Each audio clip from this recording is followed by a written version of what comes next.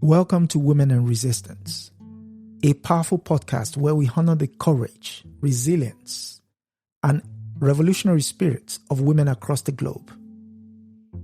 Hosted by Fubara Eneli Esquire and Adesoji Iginla, we uncover untold stories of defiance against systemic oppression, whether colonialism, racism, sexism, or economic injustice. From historic icons like Winnie Mandela and Fannie Lou Hamer to today's trailblazers, we shine a light upon those shaping a more just world. This is a call to honor the past, embrace the present, and build an empowered future. Yes, greetings, and welcome to another episode of Women and Resistance. This is the show where we highlight and celebrate women who have put their bodies on the line in the interest of our collective liberation. And I am your host, Adesoji Iginla, and with me, as usual, I have Fubara Eneli Esquire before she goes into character. That said, we are the reason for having this podcast is to, like I said earlier, highlight the roles of women. But we're now bringing the woman we're going to talk to about today embodies that very title. One, she's a woman, and yes, she embodies resistance. And with that said, we are today going to speak to Ellen Kuzwayo, otherwise known as Mama Soweto. Welcome. Thank you. Thank you. You were born 2 years after the Apartheid kicked into gear. Could you place yourself within that system and give us an idea of what it was like, one, being born, growing up, and what it took you to find your voice? You know, my life spans such monumental years in the history of South Africa. So many stories that come to mind. So I was born 29th, 1914. And you know, the introduction of the Bantu education system came much later.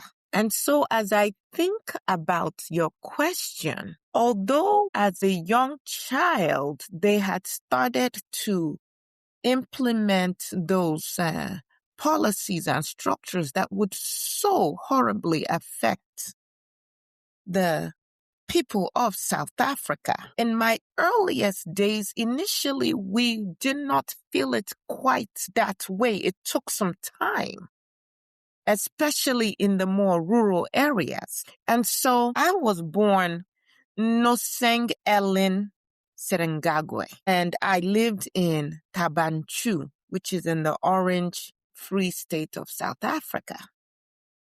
And I lived on a farm that had been in my family, my mother's side of the family, for almost, by the time they finally took that farm from us, almost 100 years. Now, I ended up living till April 2006.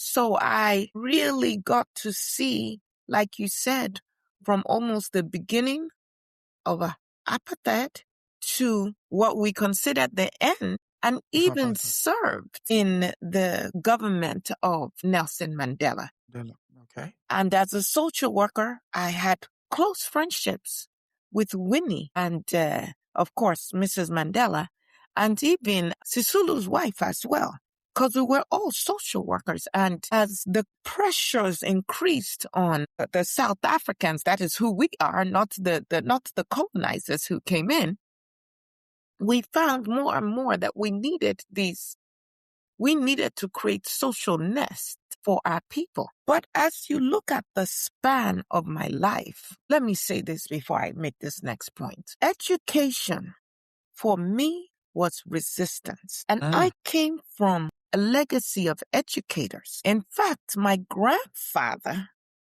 Jeremiah Magoti, he was taken as a child around 1875 from the Orange Free State to the Cape so that he could study at the Lovedale Institute. You know, back then, and I think you can find this in many places that were colonized, is sometimes they would take children, some that they considered bright or other reasons, and they will remove you from your family and your own environs, and they would put you in these schools, monasteries, they're run by missionaries. But the thing about the education, you know, initially, the whole education system in terms of what the Black people had access to was run by missionaries. And those missionaries, I have to admit, had a standard that they wanted to see their students reach. Even though they did not quite see us as human, and that is another conversation we can have about the ideology that the missionaries came with when they were engaging with us. But it wasn't until the schools were now taken over by the political system that you see the dumbing down. Yes, and you see where the standards got very low, and they actually wanted to make sure that the Black kids did not learn, at least with the missionaries. So with my grandfather, he was a learned man, and in fact, my grandfather was the only African man who was on the committee to translate the Bible for the Black folk in our language. He became a teacher, a court interpreter, and a Methodist lay preacher. And he helped alongside Robert Moffat to translate the Bible into Setswana. Even though he was a layman, he was very much trusted to do this kind of work. And so, as a child growing up on our farm, there was a building that my grandfather had constructed, which on Sundays, that was the church building. And on the weekdays, that was the school building. And I got a very good foundation from that school. That is the blood I come from. Okay.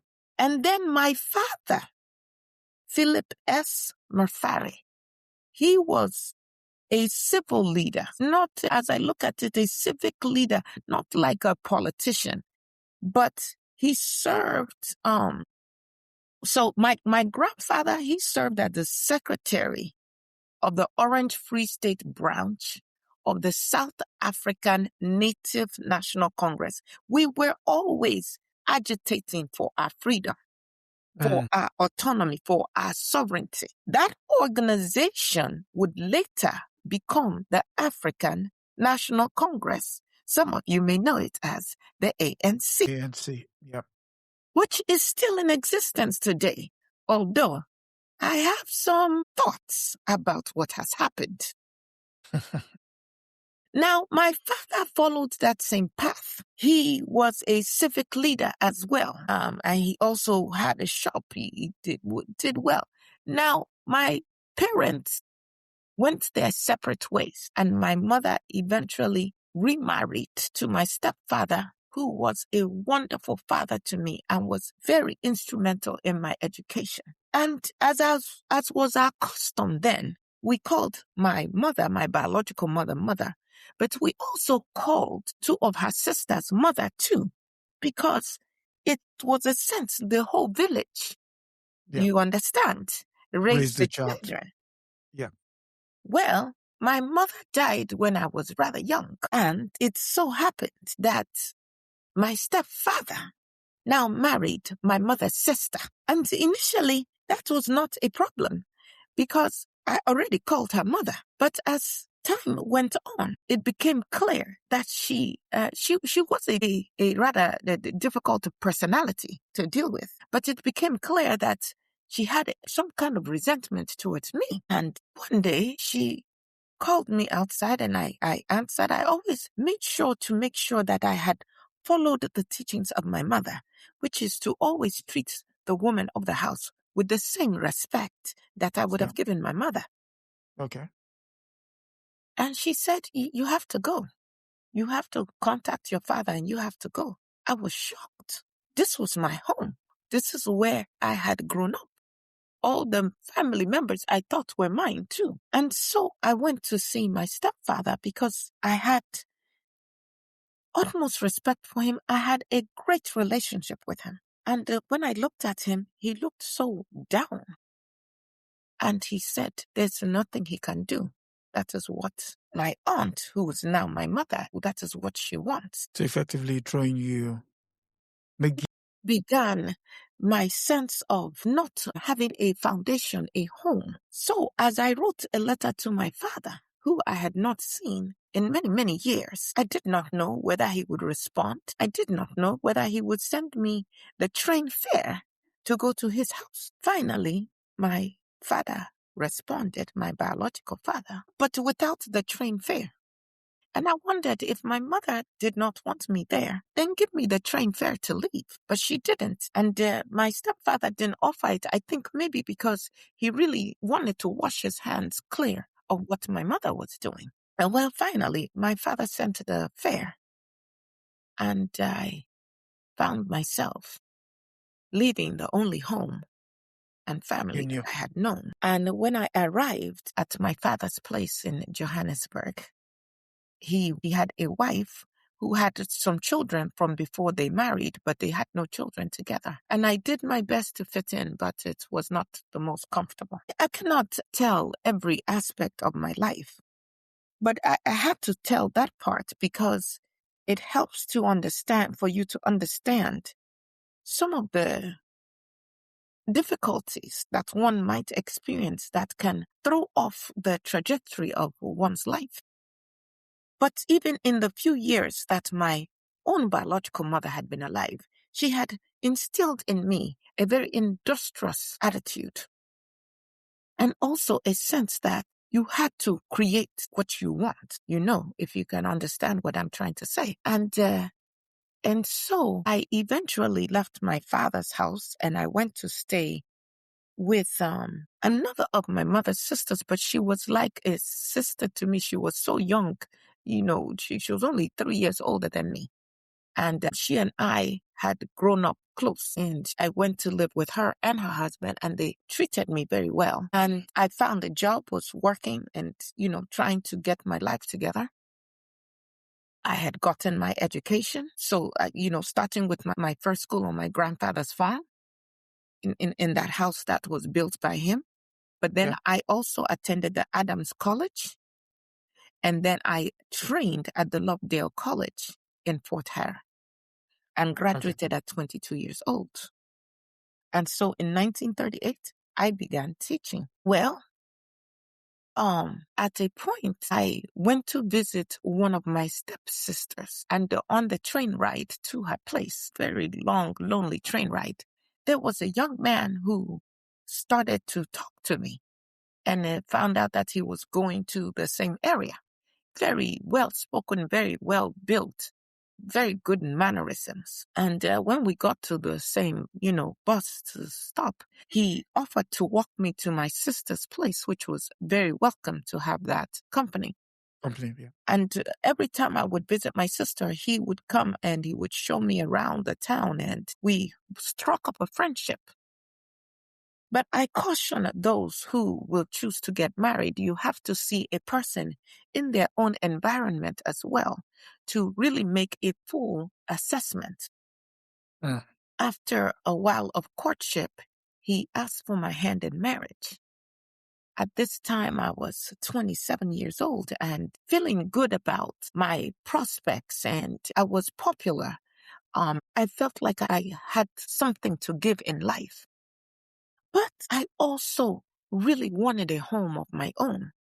I wanted a place where I belonged, a place where I had a family, Okay. And so initially I did not say yes to his proposal, but when he proposed again, these were the things in my head of creating my own home. And I said yes. And we got married, and then we found a place and moved in together. We soon welcomed a son, and 2 years to the date of giving birth to my first son, we welcomed another son. But marriage was not what I thought it would be for me. There are things that I have shared and things that I still have never said, because our upbringing is that you do not put out your dirty linen for the world, you see. Yeah. Suffice it to say that in that marriage, I was physically and psychologically tortured. But what was I to do? The marriage vows say, till death do us part. I knew, given the temperament of my husband and the laws of the land, he was going to keep our sons. I believe you have talked to other women who had similar issues of this thing that now, today, you call domestic violence. And a mother basically having to choose, do I stay and die? Do I leave and then forever carry the guilt of abandoning my children? Could not leave my young children. Endeavored to stay. And then I found out I was pregnant for the third time. For 8 weeks, I didn't know, should I tell anybody? Still, I'm getting physically abused, and the psychological abuse was a given. But then I got so sick, I could not even get out of bed. And when the doctor was called, she looked at me. I tried to tell her my story, and she said she thinks I'm faking. I am fine. You're faking what exactly? The abuse. The extent of my illness, of the issues I was presenting. And I wondered, being so weak in the bed, nobody tending to me, what will happen to me? But then my husband, Ernest Motolo was his name, his sister and her husband came, and the husband came to my bed, and I did not want him to come close because I had not washed in some days. But he came close and he took my hand and he said, I am taking you back with me to my house. And I said, how is that going to be? My husband will not permit that. And he said, it is decided. And that is the thing that saved my life.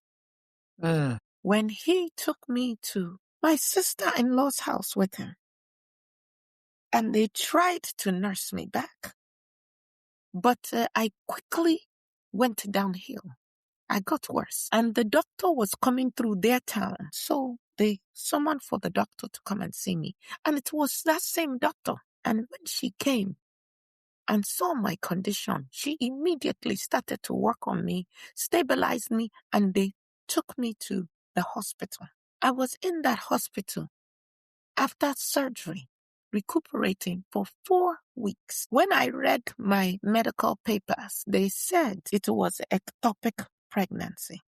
Wonder how many medical documents are hiding the truth of what women are experiencing. Because what I have come to find out is that my experiences in my marriage are not unique to me.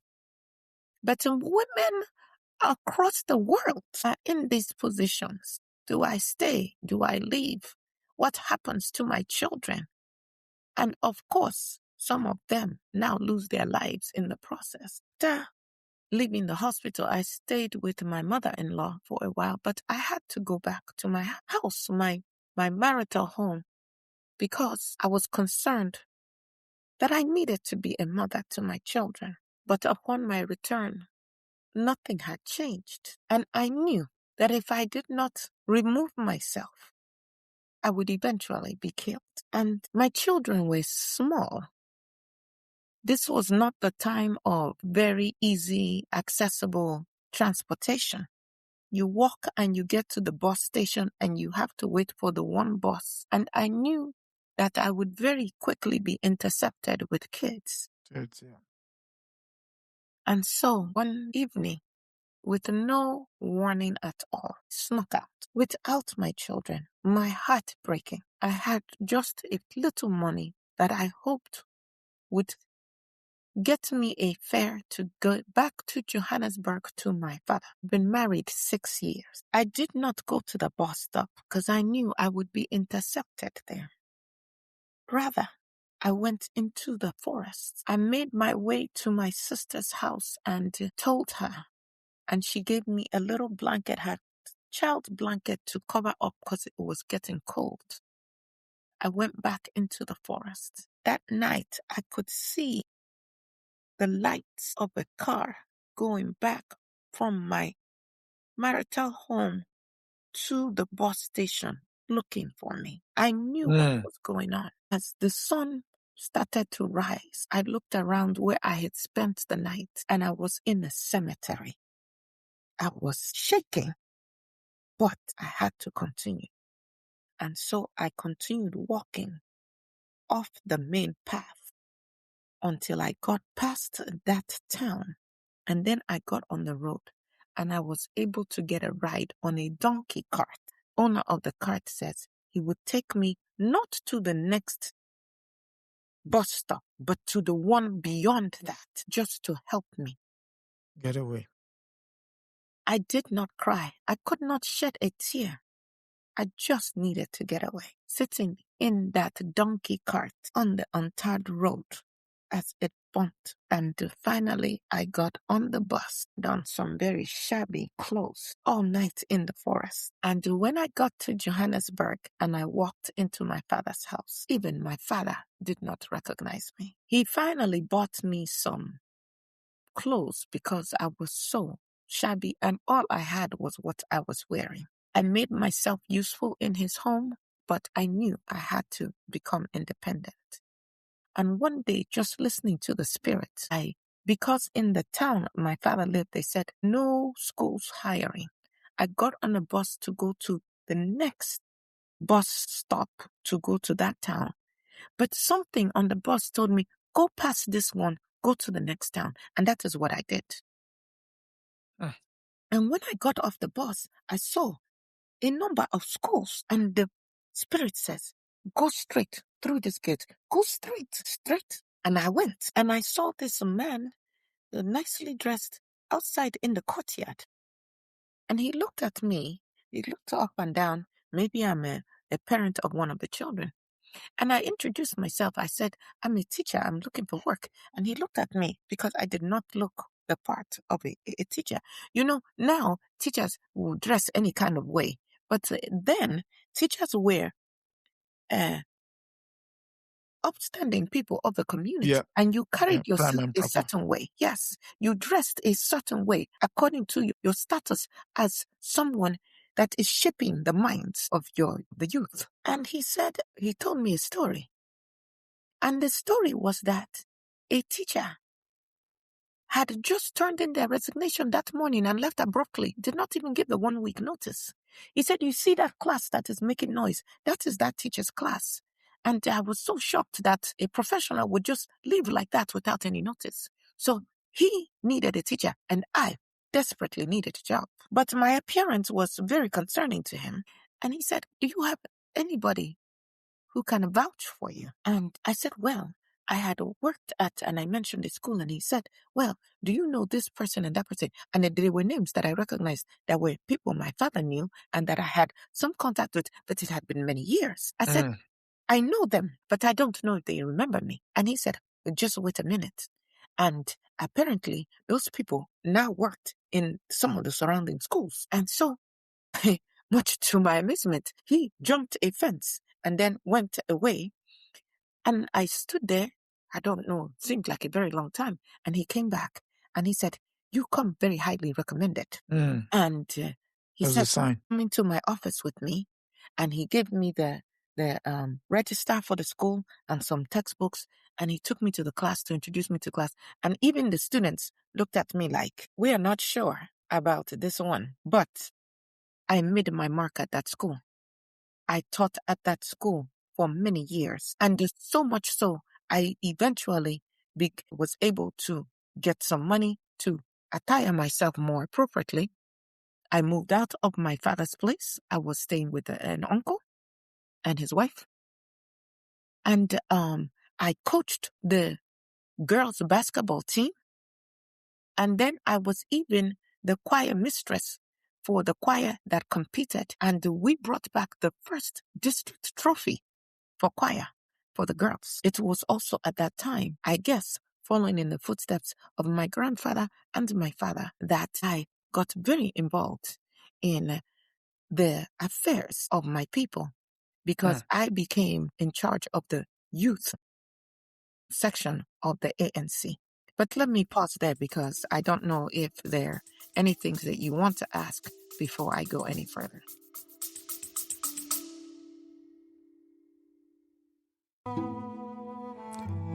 You are listening to Women and Resistance with Aya Fubara Eneli Esquire and Adesoji Iginla, where we honor the voices of women who have shaped history through courage and defiance.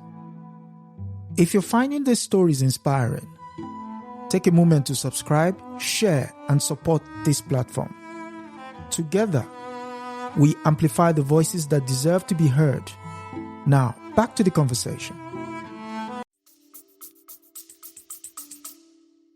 Okay, I mean, you set the scene for the educational side of your background, specifically the schools.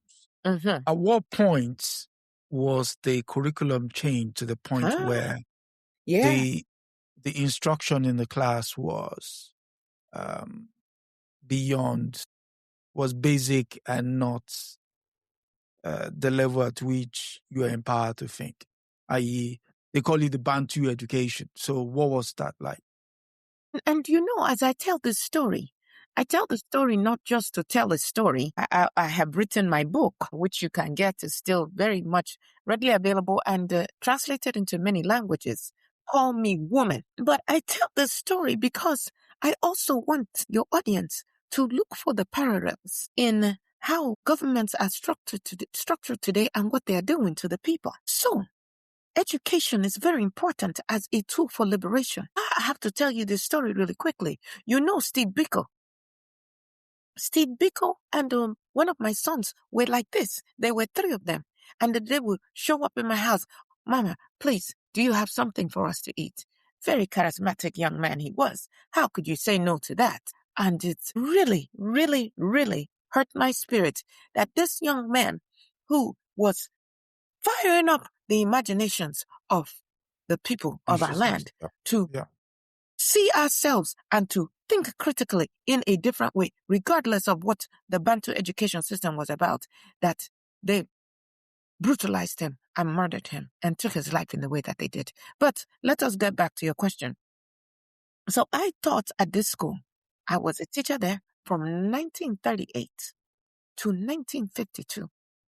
But it became very clear to me that I was going to have to make a transition, because with the introduction of the Bantu education, these people did not want us to have the standards that allowed us to properly educate the children. And now they wanted to even change the language in which the youth, the black youth, were educated. So that education then limits how we shape their minds, or it shapes their minds to be conducive to this apartheid. Now, remember that as far back as even 1917, and I write about this in my book, African woman was fighting against this imposition of you must carry a pass to go from place to place. We had been fighting on many different fronts. But now, if you could shape the minds of the youth, of the young people from childhood, then you make them more pliable in your hands as they get older. And so I saw the writing on the wall, and I had already been doing a lot of work in my community that was more along the social work lines. And so I eventually went into that. I do want to say this for those women who are saying, well, what happened with your marriage? In that marriage, beaten, violated, diminished, trapped, all of those kind of things. I knew I had to flee to choose my life. But a mother who has to leave her children, my goodness, you cannot imagine the guilt that you carry. Well, years later, I had a paper served on me, and it was from Ernest Motolo, my husband, and he wanted to take me to court for a divorce, and he wanted a very messy, very public hearing, because at that time, of course, what I was charged with was desertion, desertion and abandonment. And so he was going to tar and feather me as a woman who abandoned her home. Now, I still was not of the mind frame, even though I was in the right, to now go in a public sphere and tell my whole story. I consulted with my father, and with the help of my father, I got an attorney. Now, at that time, there were no black attorneys practicing. So I got a white attorney. But when I told my attorney what I wanted an out-of-court settlement. I thought we saw eye to eye. But on the day that we were supposed to meet and go to court to either see whether we can settle before a hearing in the court, the law firm did not send the man that I had the conversation with. They sent another lawyer who looked to me to be very shabby, and I know we should not judge people by how they look, but very timid, and I did not think he could articulate for me the way I needed to. And so I took matters into my own hands. When we sat in that room across from Ernest's attorney and Ernest, I took rein. I took the reins and I said, I want an out-of-court settlement. I do not want to go into court. Everybody does not need to know all of this information about you and what you did for the sake of our children. You can have your divorce. Only thing I'm asking is that I be allowed to see my children whenever I am able to come to see them. That is all I asked. Well, the attorney for my husband looked at me very surprised, and then he went to confer with his client, my then husband, and he came back and they accepted the proposal. So was a win. As we left the courtroom, the courthouse, that attorney came up to me and he said, "You are a very wise woman. I have not seen women really make this kind of decision, very wise decision that you made. And I want to assure you that the parent who tries to keep the children away from the other parent and who is the one mistreating the other parent, eventually those children will rebel and come back to you." This was this white attorney telling me. I did not know what to make of it, but years later, I'm in my house when my first son walks in to come and live with me. And a few years later, my second son. But I will tell you that I went on to create a life for myself. In fact, I auditioned and I appeared in the film Cry the Beloved Country with one of your main actors in the United States, Sidney Poitier. I was a Shiban queen alongside him. And so even in my struggle, I was still finding my voice because I have always had the ability to sing. Well, no, to Yeah.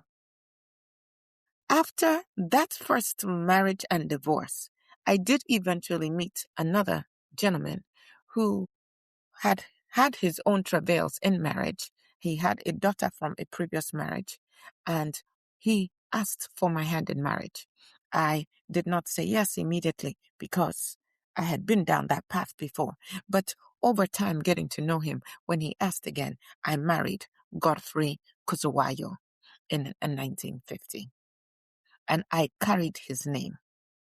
But even though I carried his name, I never lost myself again. I was never in search of where am I at home. And I continued to teach in that school in Transvaal until 1952, like I said, when the Bantu Education Act, a law designed to shrink the minds of our children and to limit our futures. And so I left the profession that I loved, and I went instead to train to become a social worker in 1953. I am almost 40 years old at this time. I say this again for those listening who think I don't have anything else to give because of my situation or what I've been through. Well, I had served as the secretary of the ANC Youth League. I was active, organizing, documenting, building. One of the skills that I learned from my mother, be very industrious, always forward thinking. From my father, be very meticulous, organized, keep all of your records. For me, this was movement work. And I had to take it very seriously. And so by the 1960s, I had risen to leadership within that youth league. But as a social worker, it gave me a pathway to see what this apartheid was doing to our people. Communities completely torn apart. Husbands and wives could not live together. And so what happens with the children? In fact, some places where during the whole week, the men are not even around in the area. Or even worse, women will have children and cannot be mothers to their children because as soon as they give birth, they have to leave and go to the township to go and care for and be made. White nurses. Yeah, Yes, white nurses. To the white families while they abandon their children with aging parents, families without land, children without food, and the women carrying entire households on their back. Think about it. Today when you people talk blood diamond, mining, this and all of that, you have to go and read the books and study what was happening to the black family. When you extract the men to work in the mines, and they might be able to get a visit from their wives once a year, many miles these mines are from their hometowns or the places where the black people had been banished to. Meanwhile, they had set up prostitutes and brothels in these areas. When the men will come home once a year, often coming home with disease to their wives. And of course, with the little time they come home, there's going to be conjugal visits. And another child, the wife get pregnant, the man has gone, and another child born, and women carrying the entire households on their backs. But even as we struggled against apartheid and against the white colonizer, what was very painful was the woman struggled within the struggle. Once you see that struggle and see that truth, you cannot unsee it. How do you fight? You're trying to be a wife. You're trying to be a mother. You're trying to work within this apartheid system. You are not making a livable wage, but you have to figure out how to put food on the table of your children. And you're concerned about your children's education. You're concerned about yours, and at the same time, concerned about being beaten up by your own men. But I continued in the area of social work and pursuing other ways to get our stories out and to express myself. And so in the early 80s, I worked with director Betty Walpert to create documentary films. Now remember, I was born in 1914. So if we talk about the early 80s, well, how old am I now? We did the film in 1982 called Awake from Mourning. And then in 1983, we did the documentary Tsiamelo, A Place of Goodness, that was based on my family farm, which had now been taken away from our family in 1974. They called it because it was a black spot. And they just took away, you want to know how many acres? Over 1,500 acres, just stripped from the family. And it was at that time when I tried to make this documentary about my family land that I got back in touch again, really, with my aunt, who was my mother, who had kicked me off the land, onto Blanche. And I write about her, and I even have a picture of her in my book. And it came to be that she had so many records of my family and pictures, and she was kind of a historian for the family. And so even though I cannot forget exactly what she had done to me, I still was able to mend the relationship and be very grateful for the history that she kept, which allowed us to make the documentary. Another lesson here, somebody has to be the historian. You do not have to wait to be given a title. You can begin to keep these memories and keep this information, because if we cannot tell our stories, who is going to tell our stories for us? And if we do not have the information, then it is as though it never happened. And so those films told a painful truth about the dispossession of my family's land, and it told a little bit about my story in terms of what I suffered in the name of marriage. Because people need to understand that when we just throw out these words, apartheid, it did not just take dignity, although that is more taking than anything else. But it took land, and it took legacy, and it took inheritance. And we still don't have it back today. Which is why it really hurt my heart to see what they're doing to Malema. Because Winnie, who you call Mama Winnie, my good friend, who suffered so much under this apartheid. Winnie saw something in Malema. She saw that he carried that spirit, that fire, that we seem to have lost a little bit in the ANC. But I was there. 1976, that Soweto Uprising. Children in the streets, language as a weapon. Do you know the story of Soweto? Please tell us. And then bullets as the children are saying, no, we want to be properly educated. Now we have to beg children to want to read. And the response was to unleash bullets on these young children. And our community, we created a committee of 10. And I was the only woman on that committee. And our goal was to organize civic life in Soweto and to come up with action plans. What could we do? What did the state need to do differently? But here's the problem. The state does not like when we are proactive about our own issues. So, of course, I was under surveillance, as were all of us on that committee of 10. And we presented our findings very openly. There was nothing hidden in what we were trying to do. No. And then the next thing, in 1977, I was detained.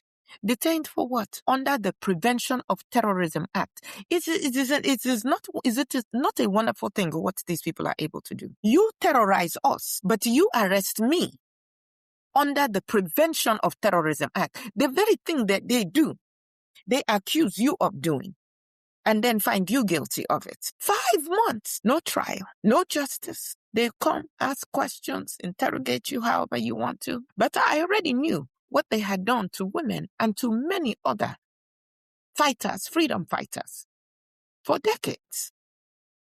And so I said, I go into more detail about the Minister of Justice coming to meet with me, and I said, is this going to be my end?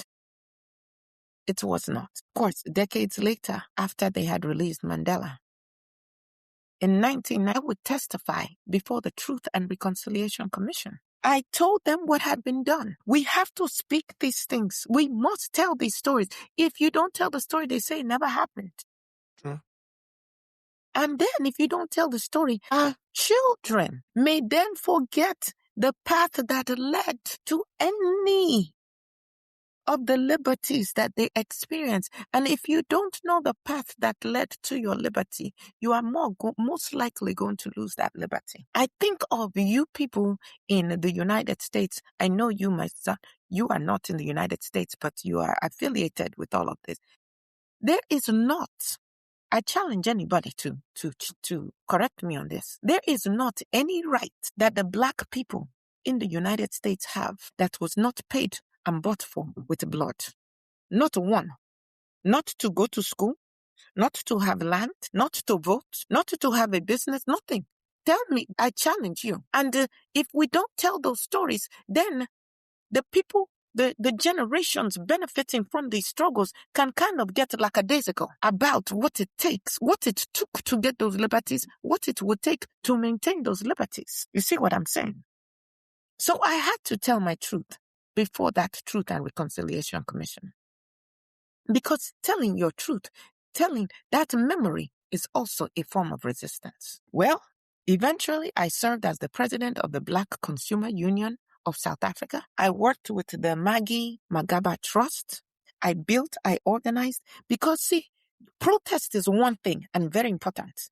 But then you have to figure out, what are you building as well? True. There has to be infrastructure. And again, these organizations that were already in place were making sure that the white people, the colonizers, were taken care of. We needed to now figure out that what structures we were building or how we were going to be in the right spaces to make sure that the resources were coming to us. Yeah. In 1985, before I even, before the fall of apartheid in South Africa, I wrote my book, Call Me Woman. And in it, I did something that was considered an abomination for women. I spoke of my abuse. I spoke of my survival, of becoming, and the shifts in history. And through that book, I became the first Black writer to win the CNA Literary Award. I thought maybe the apartheid government would not like what I had to say in the book. But I think the fact that I was not arrested for writing that book shows that the tide was shifting. In 1990, I published another work, Sit Down and Listen, Stories from South Africa.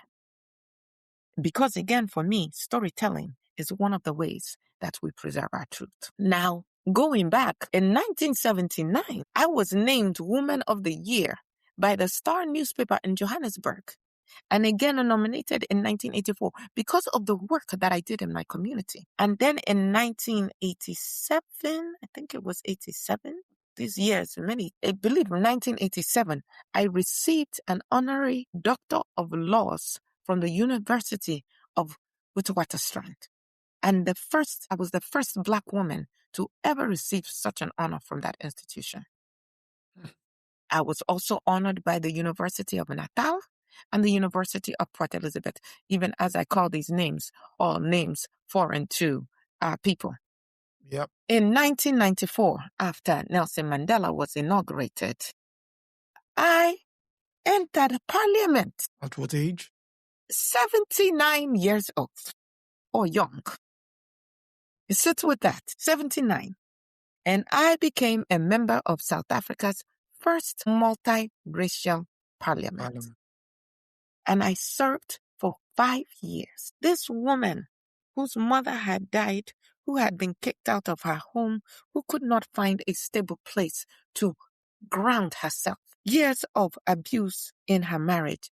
This woman eventually had 3 sons because I had a son for my second husband, and my second husband had a daughter. So I became a mother of 3 sons and a daughter, and served in this multiracial parliament for 5 years until June 1999. And at that time, I was the longest serving parliamentarian in the country. 1999, I was awarded the Order of Meritorious Service by President Nelson Mandela Mandiba.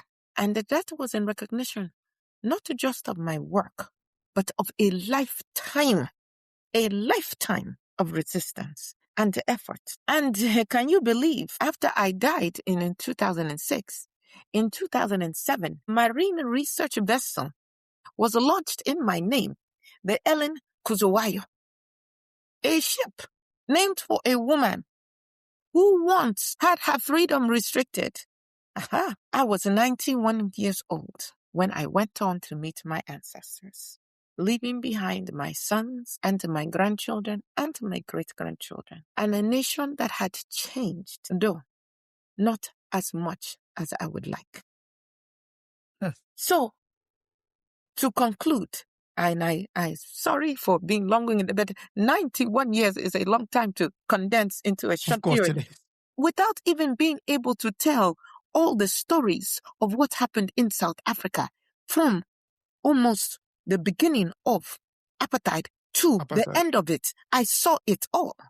You understand? So, being a teacher from 1938 to 1952, a survivor of what you call domestic violence, a social worker from 1953 onward, secretary and leader in the ANC Youth League, a detainee under apartheid, a filmmaker and storyteller, a community organizer, a writer and award-winning author, a parliamentarian, and a nation builder. It was not extraordinary. I see you look at me, and this is me.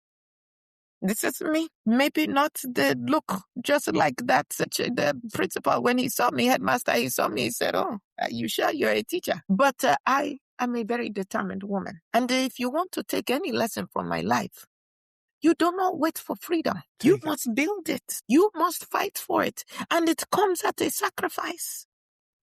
It comes at a sacrifice. But you must become the freedom that you are asking for. I feel it in my spirit that some women need to hear this. Can you imagine if I had let somebody else take my life from me prematurely? Then I'm no good even to the children that I wanted to stay and protect. You must have clarity. What happened with that near-death experience with going to have that surgery and then recuperating in my mother-in-law's house is it gave me some distance from the situation for me to get clarity. And that clarity told me, even if you go back, you know you cannot stay. So even when I went back and was with my children for some time, I knew I could not stay. I knew I had to save myself. Some women need to understand it. You do not wait for your freedom. You build it, you fight it, you become that freedom. And you live your life as expansively as you can. Imagine me with my background now auditioning for a movie. So I say, call me woman and say my name, Nnoseng Ellen Kuzwayo. And when you say my name, do not whisper it. Because I did not tiptoe through life. I left a big difference that I hope you too will work towards leaving your own difference in your own way. Thank you. No, thank you. Yes, that was Ellen Kuzwayo, the woman who threw stones with her mouth, as she would say. Again, thank you very much. Thank you for all you did and continue to do with the recount of your story. And hopefully someone somewhere will take this as an impetus to do better, to also help shape their own outcomes. Again, this is what we do here, Women in Resistance. Is this your first time being here? Do like, share, subscribe, hype, do all the good stuff. And with that, we've come to the end. But next week, we'll continue the conversation. But next week, it will be the turn of Sarah Batman. Yay! Yes. So, yeah, we've reached out to Sarah Batman. So we'll be talking to Sarah Batman next week. Some of us might know who she is. Some might not. But maybe you tell them a little bit so that they know to come. Okay, so Sarah see, people like me, they don't know the name. They don't understand the history. So maybe like, who is that? Not bother. But they need to know who you're about to talk to. Yes. So Sarah Batman, in a nutshell, was an African woman who was taken from the belly of the continent and taken as, it's hard to describe, as a showpiece to Europe. She had no agency over her body, basically abused, even in death. So the depth of which we would understand next week. So I'd like to thank Ellen Kuzwayo for coming through. Thank you. And for the audience, thank you as usual for turning up. Question. Can I ask you one question? Sure. For all the women that you have been talking to, yes, is there any whose life was just easy and simple? When you say easy and simple, you mean upbringing or what they had to go through? What? Because just you saying this part about your guest next week. No, what I meant. Okay, so let me rephrase. No, my point is, from my experience, every great person, man or woman, has to go through something. Yes, but some more than most. Yes. So in her case, the fact that agency was taken away from her alone was, but let's not. Well, but that is the struggle of women everywhere. Where yes, a constant fight for agency.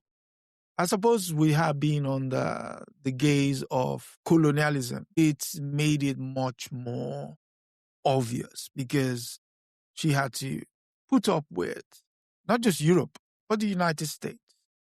And so when you're basically trafficked, I mean, I don't use that word lightly, but when you're trafficked and turned into a show pony for a black woman, that was, as they would say, that takes some doing. Again, if we don't learn from our stories, how do we know to do better?